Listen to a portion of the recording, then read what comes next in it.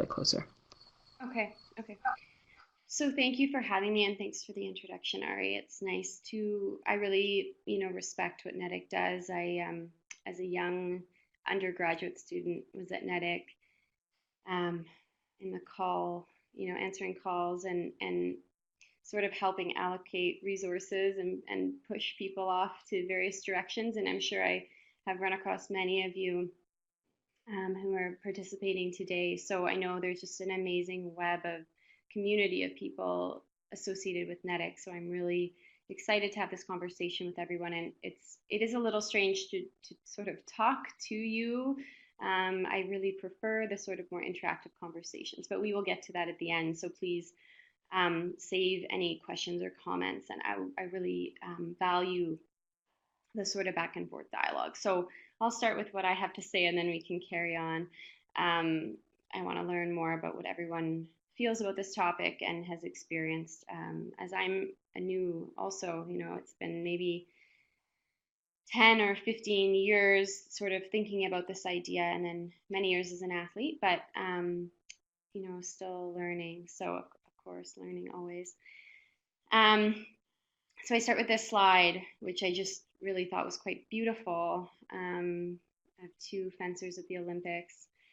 And I think sometimes when I have this conversation about disordered eating in sport, I feel like a twinge of pessimism or negativity in how I present it. And I think that I like to start with something quite beautiful because I think sport really can be beautiful, and the physical capacity and the competency that you can develop and gain through sport, the the friendships you can make, the mental skills and the training you can develop through your art and your craft is really wonderful. So I think that's something I like to highlight just at the beginning. And when I teach at U of T to my undergraduate students, I always like to emphasize this because I sometimes feel like it can get a little bit negative, or we're just talking about some of the problematizing some of what happens in sports. So I think it really can be a beautiful experience. And for me, I was an athlete. I was a gymnast as a young person and a trampolinist into my 20s. Um, and there a lot of my experience was really wonderful. I learned how to move my body in a way which was filled with confidence, and I gained a lot of confidence from that experience. And when I was in my undergraduate degree, doing my undergraduate degree, I learned a lot about um, disordered eating. I was doing an undergrad in kinesiology, and I learned from some of my professors at the university about this idea of disordered eating, and it was explained to me as a spectrum of troublesome eating attitudes and behaviors typically underpinned by an unhealthy preoccupation with weight and body image. Um, and I'm sure if any of you have studied eating disorder in sport or anything related to athletics and disordered eating, you'll recognize Sungot Borgen's name here at the bottom. She's a very well-known disordered eating researcher from Norway, and has been, really instrumental in providing tons of really, really good information about prevalence data, and she's just created a really nice foundation for the studies in these areas. So what I learned as I went through my undergraduate degree was, that more athletes than controls have been identified as having subclinical or clinical eating disorders. Often female athletes can have very high prevalences of eating disorders, up to 42% in aesthetic sports, a little bit lower in endurance and technical sports and ball games. And then male athletes also struggling, anti-gravitational sports. So it's like ski jumping, for example, would be a good example of that. Endurance sports, 9%, ball games, sports, 5%. So this was a really big study they did in 2004. They had, I think it was just over 1,600 controls and 1,600 athletes that they interviewed, or sorry, they did a questionnaire with them and then they interviewed a subsection of those individuals.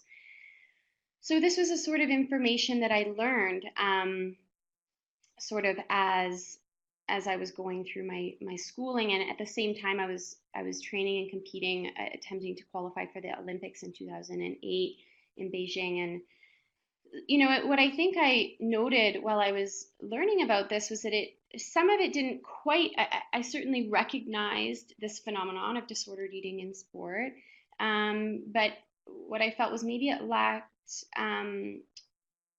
At least the way it was taught to me through textbooks and through prevalence data, and that it really lacked the human experience component of it, and really trying to understand what it means to be an athlete. And so I in my graduate school studies went on to sort of explore that in more detail. Ended up doing a master's and a PhD at U of T, and not specifically in disordered eating. And my PhD ended up being in retirement from sport and how athletes come to understand that transition through their bodily experience. But a lot came up around disordered eating and exercise habits and behaviors in exploring that research. So I'm going to talk to that a little bit as I sort of progress through this conversation we're having. So my experience was as a trampolinist and a gymnast, and what I think I really felt when I read a lot of the literature that I explored around disordered eating was that while they were speaking about the body, there wasn't a good sense of what it felt like to be an athlete, what that real lived experience meant to athletes, what the experience of living in an athletic body means to an individual. And I think that becomes really relevant when you think about how individuals develop and establish these sort of more dysfunctional or unhealthy relationships with food and body through sport. And so I think two questions really came to mind. How do athletes experience their bodies? What do they feel like to them? How does it feel to live in an athletic body? And what are some of the environmental components or environmental aspects that sort of set the stage for dysfunctional food, exercise, body relationships for individuals? And because I had been sort of just deeply entrenched in the sport since I was 5 years old, I was a gymnast, a high-level gymnast, and I was on the national team for 10 years, and almost all of my friends were athletes. I had what I felt like was a bit of sort of an insider's perspective on what that really felt like and what that really meant. And now, having been out of sport for almost 10 years and having a young family and having kind of moved on and been working with athletes from the outside perspective, I think the more I explore ideas about what it really means to exist within the environment of sport culture, it really leads me to feel that there are so many aspects of the way we're raising athletes and the way we're training them that really sets them up for difficulties moving forward. So I think, at least when I first started learning about it, it felt like this having an eating disorder or disordered eating issues as an athlete was somewhat of, it was the individual's problem, and it was something very pathological, and the person was sick, and I think, oftentimes they are unwell, and so in fairness to those qualifications, those things were true. However, looking from the outside and looking in on it, having been in it, you can start to unravel some of the ways in which we train athletes and we support athletes we almost support them to develop sort of dysfunctional relationships with food, eating, and body and exercise. So I think when I first started my dissertation, I really wanted to exemplify this idea that the body was not just a static entity, that it was actually something which was very organic, and you could really feel that process as an athlete. So this idea that the body is almost woven in sport really came to me as an idea which helped lay the foundation for how I understood everything else, which kind of was able to be laid on top of that idea. So when I thought of my own athletic career, the hours and hours spent pounding and swinging and shifting my body in particular ways, it not only shaped the way I felt, but it physically altered the sculpture that was my body. It changed my musculature, changed my bone, layer upon layer, day upon day. I actually wove the body of a gymnast.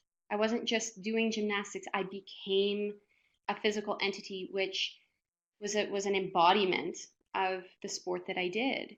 And I think moving forward and moving on in my work, I came to recognize that, that causes great challenge for individuals when they depart sport, when they're deeply injured, when they're made to feel as though they're sick or ill through disordered eating. So I think that this idea of being, woven through sport, really built within the sporting context, was something that resonated with me deeply as someone who had spent their entire life really sculpting and shaping a body which became the body that I lived in, and understood the world through the lens through which I saw the world.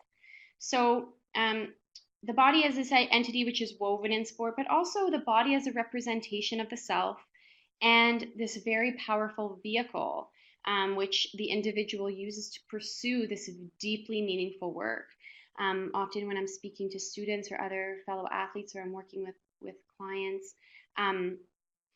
will share these experiences. I have these recollections of times in gymnastics where I felt so physically capable and so physically competent that I felt ecstatic in that body. I was lost in the present moment.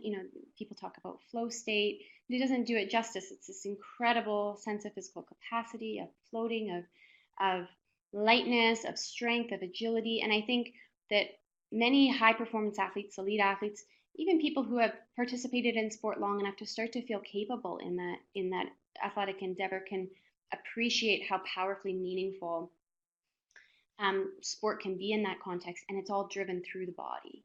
So I think I first wanted to kind of lay the foundation of a body in that way that holds deep, powerful meaning, that's deeply tied to one's sense of self, that is not just a psychological manifestation of the sport or an identity, but also physically enmeshed, built, embodied within the entire structure of that individual's body. So I sort of started at that place, and I started to think about how bodies within sport are taught to understand the act of molding, sculpting, and shaping themselves. I think within the world of eating disorders and disordered eating, we like to emphasize this idea with people that we're all born with the bodies we're born with, that we have a set point, or our God-given bodies or our natural bodies, they just are what they are. And I think that there's actually the ways in which we learn about bodies in sport is not aligned with that suggestion, that the whole purpose of sport is to sculpt, is to mold, is to manipulate the physical form into a machine, a robotic machine, which is able to carry out the activities that are lay in front of us, that we're expected to do and to fulfill, to be the good athlete that we wish to be. And so Chris Schilling's wrote a beautiful book about the body and sort of social theory, and he talked about this idea that in the affluent West, there's a tendency for the body to be seen as an entity which is in the process of becoming, a project which should be worked at and accomplished as a part of the individual's self-identity, not somewhere where we should live comfortably. Right? It's something that must be worked on and honed and sculpted and maintained and tweaked. And I think that this aligns, I think there's both in Western culture and in this ethos of elite high performance sport, you also encounter this suggestion, this very powerful belief that with enough dedication and commitment, with enough persistence, one can create whatever they wish with their body. That there's no limits to what can be created, and the more powerfully one invests oneself into that process, the more one is valorized for that. So I think that was one of the first recognitions I had stepping away from sport and starting to understand and explore some of the literature in this area, that this is a powerful belief that's built into athletes, not just from an aesthetic sense, but from a very related to performance, and all of those performance aesthetic components are then tied to who you become as a person, what type of person you believe yourself to be. Am I that dedicated sports person? Am I the persistent one? Am I the one who's willing to go the extra mile to be, the next champion, whatever it may be? But it's powerfully written into this sort of performance narrative in sport. performance narrative, this idea that David Lavallee talked about, where performance outcomes in sport are held above all else, and that there's this never-ending pursuit of greatness through really persistence in your athletic endeavors. And I think that this collides with ideas around the body and around surveillance of athletes. And I think what starts to happen within sport, within the ethos of this high performance narrative, where there's this expectation for molding, sculpting, creating the body that you wish to create in order to succeed, we have all of these participants and actors which all contribute to how we feel about this. And I think most of the time very well meaning and in an attempt to fulfill their role as best they can. There's certainly a correlation or connection between, in certain sports, weight loss and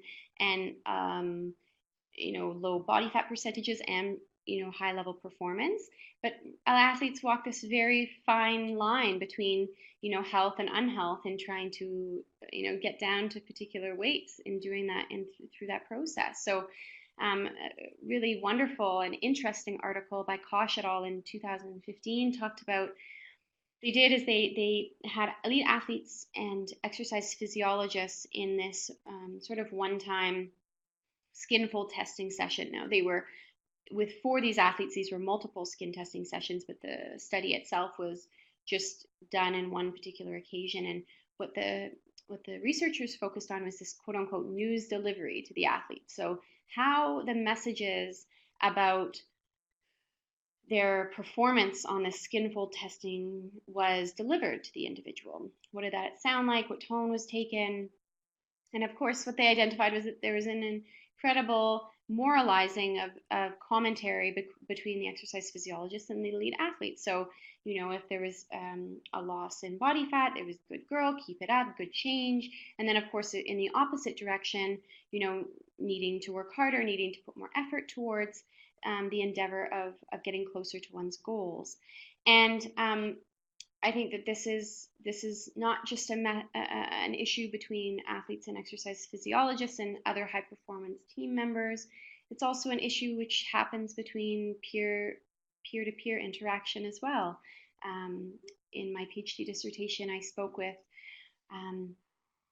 a retired elite Olympic level cyclist who spoke of the intense scrutiny and surveillance that each of the athletes took up amongst themselves during, lunchtime, mealtime sessions where they were all together. So it was examining each other's plates and this constant sense of someone's looking out over what it is that I'm consuming, and the normalizing of this behavior that was, a lot of these young athletes step into these environments of very high performance settings, and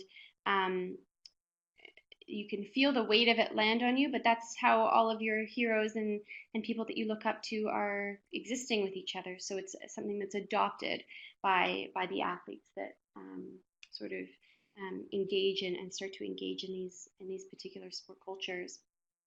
And then, of course, there's to be layered on top of that the coach-athlete relationship. And these things that I'm talking about are not necessarily new. We've been talking about coach-athlete relationship and disparaging comments by coaches, but I think it doesn't even have to be disparaging. As I said with the exercise physiologist, the majority of the comments made by the vast majority of the comments made by the exercise physiologists were not negative, but they were judgmental, and they placed a moralistic value on the attempt to remain light and lean and thin and low body fat. And that can also go in the opposite direction depending on what population you're talking about. If you're talking about individuals who are hopeful to gain weight or to be have more musculature in their endeavors, the opposite can be true. And McMahon in 2008 did an autoethnography in elite swimming, and it just described the regularity of these weight monitoring systems by coaching staff. So the intensity with which athletes were scrutinized, day to day, sometimes every other day. And constantly being met with commentary regarding a lack of focus or commitment, sometimes threats of deselection if one's not able to meet certain standards. And I think what this starts to underline, which is my next point, is just that it's it speaks to the qualities and the dedication, the intensity of an athlete. It speaks to the core of who they wish to be as people. It's not just about the body and the aesthetic. It's about the sense of self in that process. So, what qualities? I often throw this to my students in the class. What are those qualities that make an athlete great? And what are the qualities that make athletes coachable? Right? And I can speak for myself as a young gymnast and knowing what it felt like to be one of the sort of, I would say I would have one of the favorite athletes is very agreeable, very disciplined, very hardworking, somewhat rigid in taking up the training and the suggestions of the coach who's in charge. Um, those are the qualities that make an athlete great. And those are the qualities that athletes are valorized for. So then, when transplanted into the context of disordered eating and sometimes how disordered eating behaviors can be taken up, whether it be through rigidity of thinking, whether it be through trying to follow rigid dietary plans or lose weight based on these suggestions being made by and these not subliminal, like quite obvious overt suggestions from people, you can see how athletes, feel very caught between their will and desire to be, and continue to be these very dedicated, persistent, hardworking athletes, and where they draw the line then between their persistence and diligence towards that pursuit of creating and sculpting a very particular type of body, and when that crosses the line to be something which is then dysfunctional and unhealthy for them. This is Alex Honnold, an absolutely amazing free soloist rock climber. He's climbed thousands of meters without rope, and just an absolutely incredible athlete who's spoken about the challenges in fueling and trying to identify, even using the term fueling, trying to identify what it means and what it is to walk that very fine line between a body which is perfectly primed to perform well and is sort of walking that razor's edge between as light as you can possibly be to perform your very best, but not so light that then you're injured and you're having an unhealthful relationship with food. And sometimes, unfortunately, what can happen too is even when an athlete is still quote unquote physically well in terms of their body weight, shape, and size, they're no longer emotionally well because preoccupation with the rigidity of their diet has become very consuming to them. So, really, what I wanted to highlight here is just this idea that the body is central to an athlete's personal experience. That it's a powerful. That the body isn't an afterthought to athletes. It's the place in which they experience the joy, the pain, the pleasure, the ecstasy of their personal experience in life and through sport. And often, what a tremendous amount of their sense of who they are is attached to, is deeply enmeshed with the physical fabric of their body. And then a layer on top of that is this idea that the body is understood as an entity to be molded, sculpted, tweaked, and refined. And that's a message which is perpetuated on all levels of sport, that it's not just about the aesthetic, but move your arm in this direction and that will perfect the skill. Shift your body weight in this way and that will increase your time or decrease your time, or add this physical conditioning in, stretch in this particular way. There are all of these sort of technologies of sport which we use to attempt to improve an athlete and to have them reach their quote unquote full potential within the realm of sport. But when transposed, those ideas with regards to body maintenance can be problematic for athletes who then take up this sort of initiative to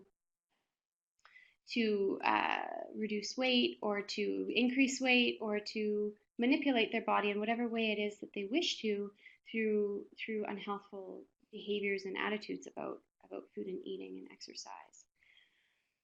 I think another really powerful point is just this idea that sport culture is a culture of surveillance, especially in the way that we do sport now. It's very top down. There's a lot of administration. There we now have high performance sports teams for almost all of our national teams in Canada, which means that we have a high performance director whose job is really just to make sure we do well, and their job is contingent on um, you know performance at the Olympics, mostly winning Olympic medals. And then under them we have personal trainers and athletic therapists and sometimes sports psychologists and all of the coaches. And it's there are a tremendous number of people watching the athletes and monitoring them on a day-to-day basis. And whether that's from you're talking about a swimmer and you're looking at the number of sets and repetitions they're doing, to their PBs and their tapering, to their body weight and their shape, and the ways in which they are going to be manipulating and taking in their relationship with food and exercise. So I think that also gets taken up not only by the peers but by the athlete themselves when they start to adopt these weight management sort of surveillance techniques on their own. I think sometimes this is viewed as something which is deeply pathological, and I think in some ways it can be and can be very harmful to individuals. But it's been a learned behavior. It's a learned behavior from the world that they've been entrenched in, and whether the coaches offered suggestion to do that or not. This idea that the body can be taken up as something which can be manipulated with dedication and effort, it needs to be challenged in them. And then I think finally this idea that the qualities and temperaments of athletes who are most coachable and most dedicated are also the qualities that leave athletes very vulnerable to disordered eating behaviors. So, an inability to speak up against things that don't feel right, or when you're not comfortable with something, wanting to please coaches and other individuals in the sporting arena. All of those things really leave individuals in a position where they're, sometimes often have grown up with a temperament that's been rewarded for being, so greatly coachable, listens well, doesn't talk back, very dedicated, and can cause issues later on as the individual progresses through their sporting life and their human life. So I think maybe most importantly, how do we move forward with all of this in mind? I think I look to all of you for certain suggestions when it comes to this, but I think we can start with this idea that athletes face a terrible double bind when it comes to acknowledging disordered eating. Athletic identity is a powerful, powerful force. As we spoke about this, the athletic identity isn't just a cognitive, emotional construct. It's also a physical construct, which is built within the athlete's body, and it's built around ideas of discipline, stoicism, strength, unwavering confidence, mental toughness. You hear a lot about that. Athletes must be mentally tough. And sometimes, as we identify, those are the qualities which can drive an athlete to push through and to maybe not listen to the cues that their body's giving them. They become experts at restrictive eating because they're good at not listening to their bodies and fighting through pain, and so they're valorized in one sense for this powerful discipline and the stoicism that's built into their sense of self. And then when it crosses a line into being unhealthful and they're struggling deeply and suffering, the acknowledgement of that, the owning that, the occasionally at times having to go into treatment centers or ask for help with that, doesn't just cause the sense of being sick or ill. It's a dissolution of the entire athletic identity. And when the athletic identity is powerfully all encompassing to an individual, that's an existential crisis for someone. It's a breakdown of the whole sense of self. And I think that there are powerful sort of relationships between how this can be understood, similarly to how you see young women, for example, with anorexia, who aren't necessarily athletes, who have been straight A students and who have done very well in their lives according to external standards, and how that's a very traumatic dissolution of the identity that's been formed for them. Within their home environment, within their school environment. And I think powerfully this is felt by athletes. And when we go back to this idea that the body is woven through sport, layer upon layer, and then the athletic identity is built on top of that, and to have that have to be unwound and understood in a different light can be very traumatic for athletes who sort of end up crossing that line between this careful monitoring of weight to improve performance and diet, and into dysfunctional eating habits. And I think that there's a massive gray area there when we think about sports nutrition. What does constitute dysfunctional eating? If you're fueling yourself, you're listening to hunger and satiety cues. If you have a preoccupation or you don't have a preoccupation, I think all of these ideas become fraught with just challenges in defining where that line is. But in my view, as long as athletes are experiencing struggle and pain and suffering as a result of it, it's problematic and needs to be addressed so that the athlete can live the best quality life that they deserve to. So just to kind of wrap up and open it up for everyone to sort of contribute, I think that my last comment sort of speaks to this idea that modern athletics perhaps has some work to do in its fundamental orientations towards performance at all costs. I think there's been a lot of critiques. I'm sure many of you know Gretchen Kerr from the University of Toronto, and David Lavallee and Mike Atkinson from the University of Toronto. They speak powerfully out about just this idea that the human behind the athlete needs to be privileged above the performance, and that the outcome at the Olympics and owning the podium and all of that needs to be subordinate to the well-being of the individual who's participating in that athletic endeavor.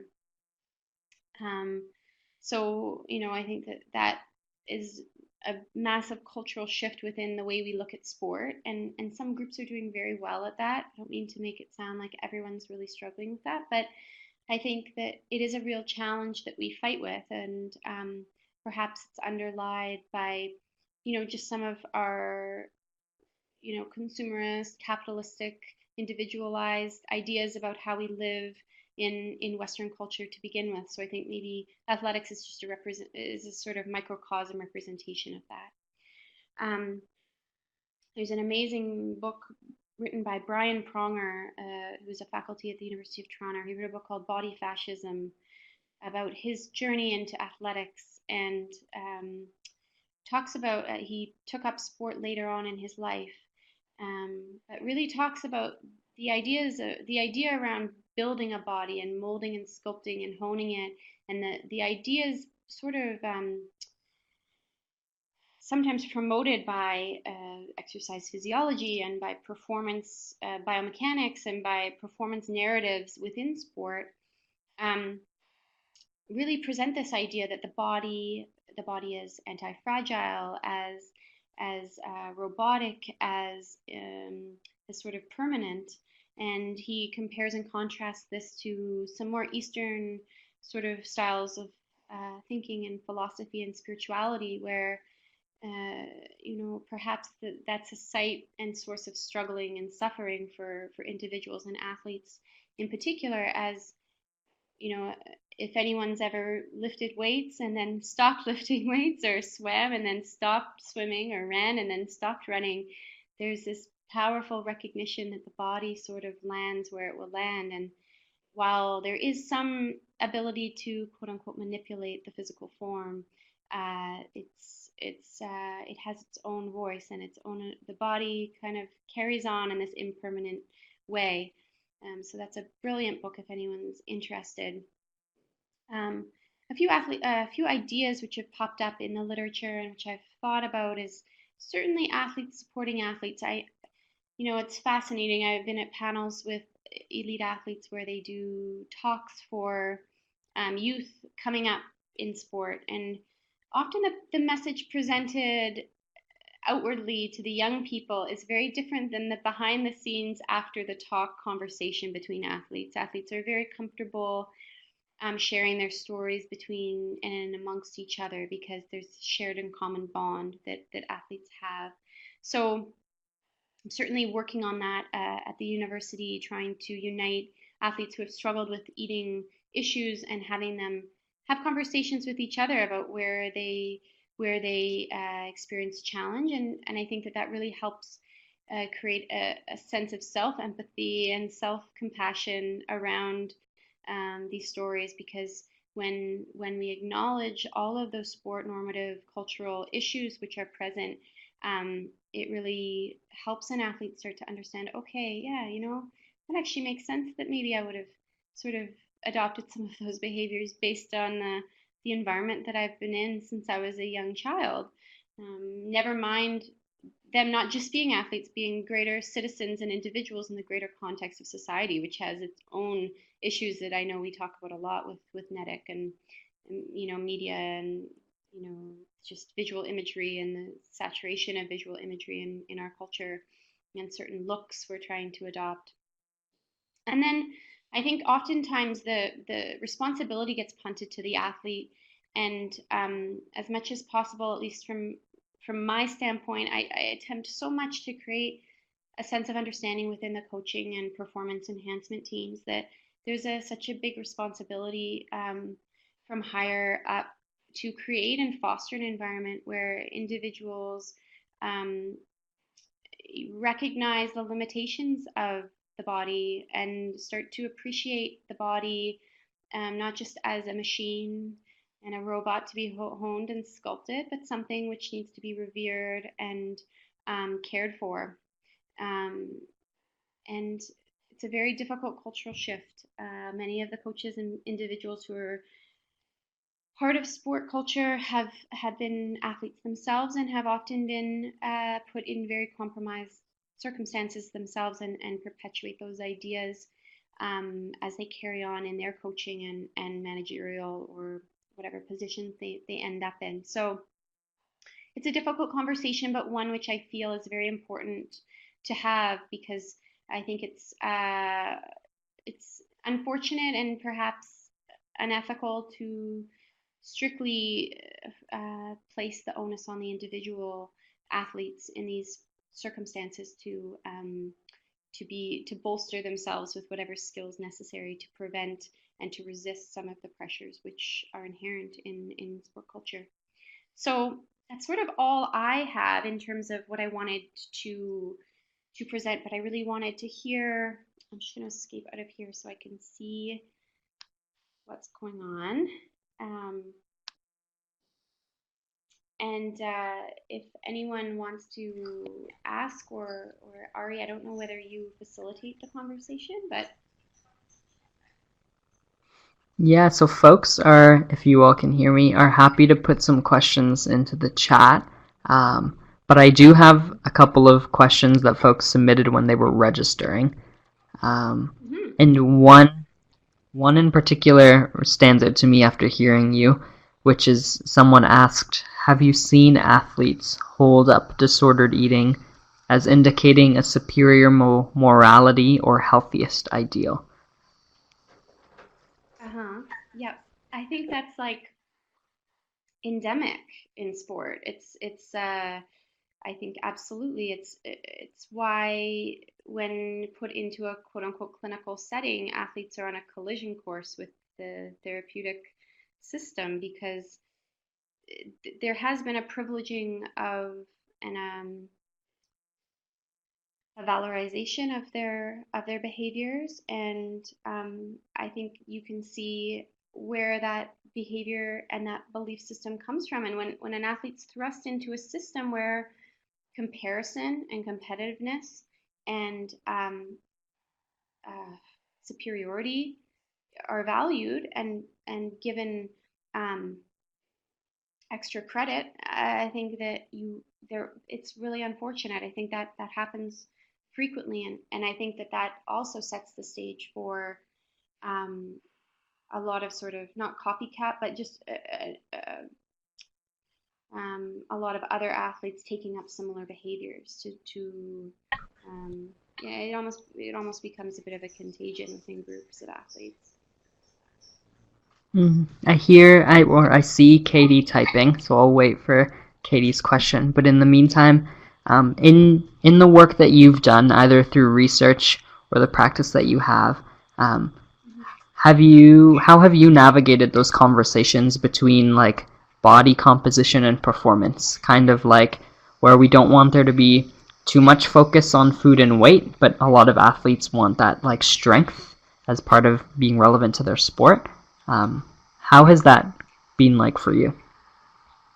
Yeah, I mean, I think it's just like a really fraught conversation. I think what the emphasis often has to start with is, I think one challenge within the sporting realm is just this like tight grip of control that athletes like to have over their training, their bodies, all of this. So I think at some point there has to be a conversation around, look, you have been given a body that you have been given, and there has to be some level of acceptance around that.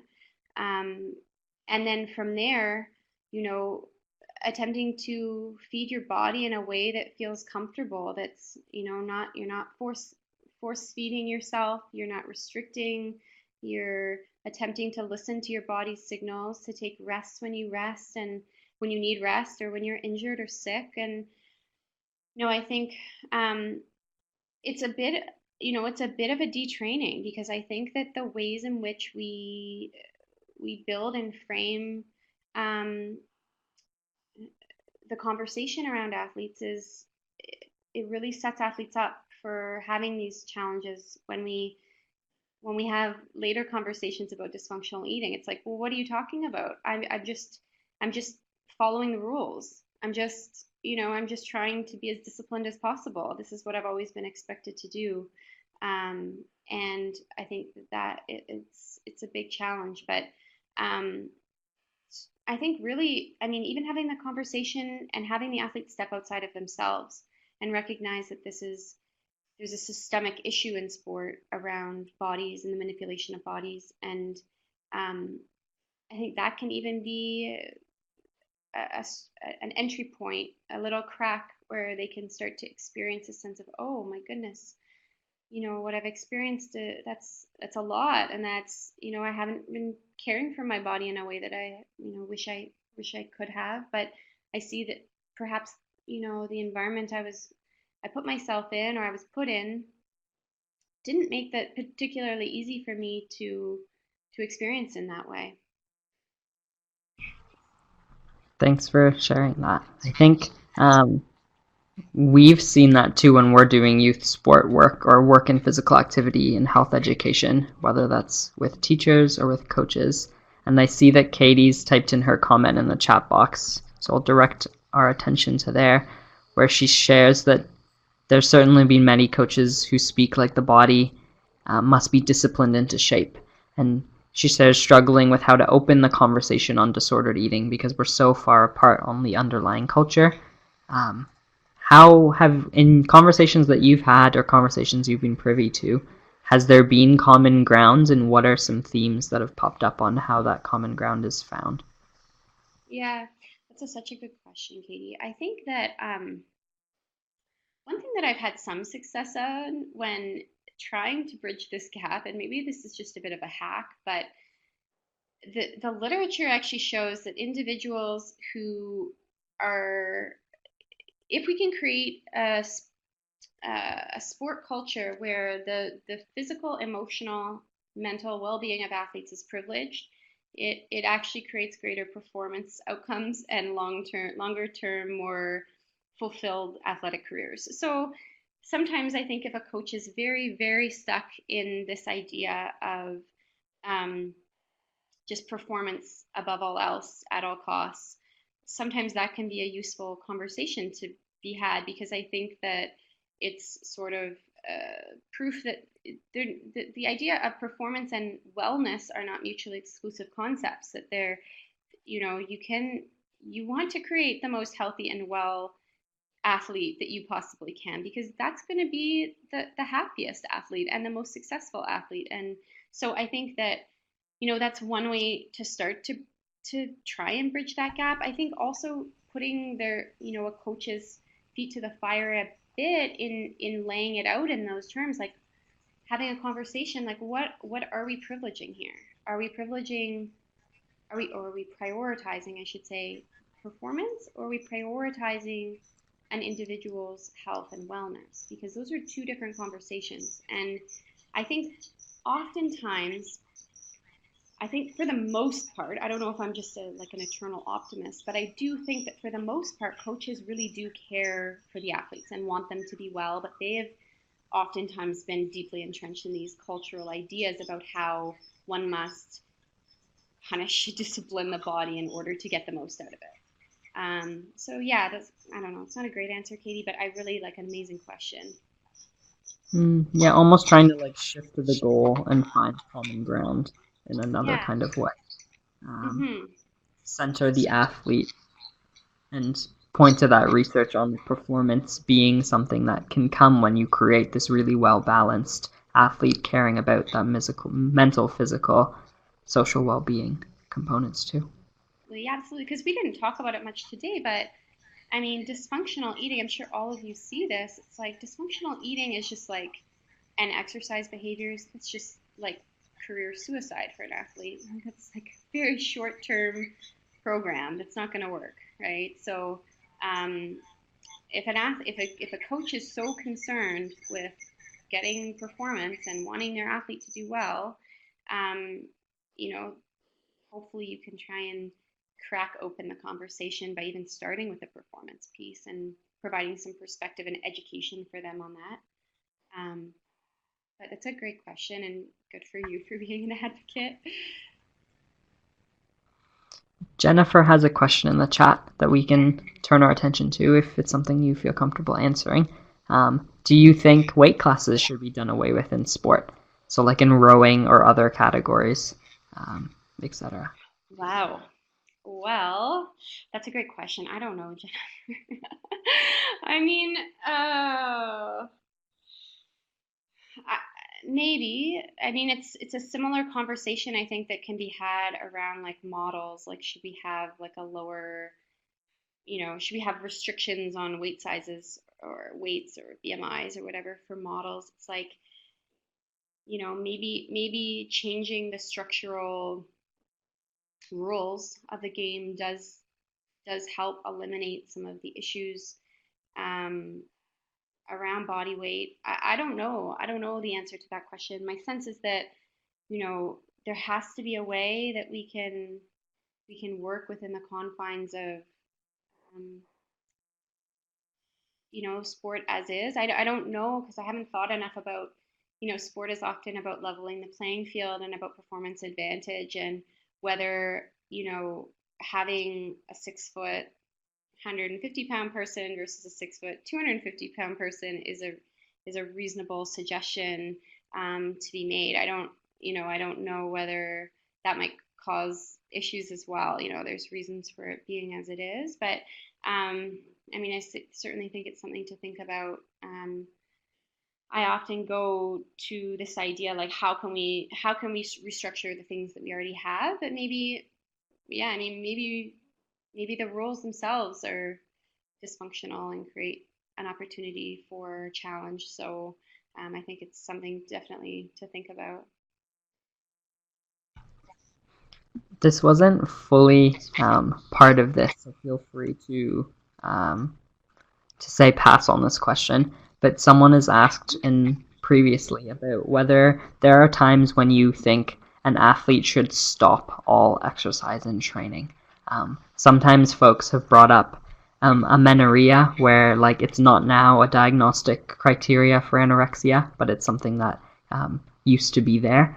And like when we're thinking of symptomologies versus like athlete behaviors, most times sometimes the pushing through kind of happens, but are there times when you've noticed either in your sport experience or now as a researcher and person working in the field when someone should really stop all exercise? Yeah, I mean, I think that's a really good question. I mean, I think the answer from my perspective would be like yes in certain circumstances. And I mean, I think that that just ends up being such an individual case by case basis where, some athletes, um, some individuals just are so deeply enmeshed with their need for, um, the exercise is providing some positive benefit along with the dysfunctional benefit. I think you just have to weigh these things out really powerfully. But I think from a sport cultural perspective, you know, removing an athlete from the environment is sometimes the only way that an athlete can actually gain perspective on the dysfunction of what they're actually engaged in. So less about, maybe your question was more from like a physiologic medical perspective, which I'm maybe not answering. But I think from a like social perspective, I think sometimes removal, and Mike Atkinson talks about this in his paper on endurance athletes, male endurance athletes. He studied 73 male endurance athletes in Ontario, mostly triathletes, and his sort of formal suggestion was like, look, there's no way to provide insight or self-reflection when an individual is so deeply connected and enmeshed with their peers and the coaching staff and their own bodily experience with the sport. The removal from sport seems like a necessary step just to provide that sort of strike of insight. But a really traumatic and difficult thing when an individual is so deeply connected and tied to the sport themselves, the sport itself, and how that sport um, enlightens or emboldens them as individuals. So, um, yeah, I mean, I think that's a really great question and something to be explored. I think I wouldn't make any broad sweeping suggestions about removing an athlete from sport, and I'm not sure I would make it contingent on some strict category of a weight or amenorrhea or because I think all circumstances are quite different. But certainly, I think in some circumstances that it is warranted that individuals need the space and the distance from sport to actually recognize how their behavior is really causing dysfunction and challenges for them. I see two other questions, and we'll have that as our last two. Katie asks, "Is there even a place for body composition testing?" Which I know is a broad question. It's certainly something that's come up when we've had conversations about it. Do you have any thoughts on this? Oh, I know yeah. it's I mean, yeah.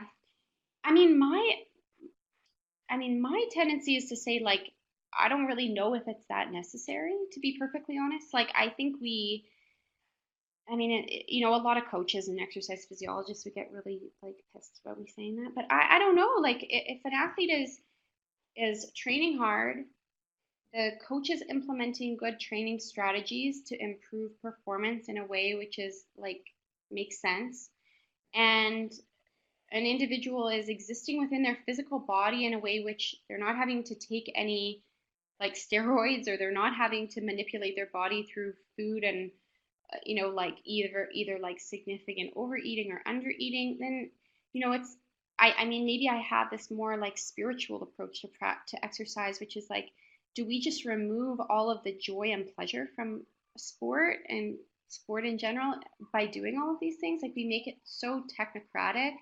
Perhaps it would be just really preferable for us to do away with these sorts of things. I don't know. I mean, I think it's a great question and something to be to be considered. And maybe I'm just not in a sport or have been involved in a sport where body composition testing is necessary. But my personal view is that let's enjoy the visceral sensorial pleasures of sport and live within the bodies that we've been gifted, and try our best to achieve whatever sporting success we can within the bodies that we have. Like, does it need to be so picked apart and monitored and scrutinized all the time? I mean, I don't think so. But and I've been involved in elite sport for a really long time, so um, I hesitate to make these overarching statements, but that's kind of my feeling on it.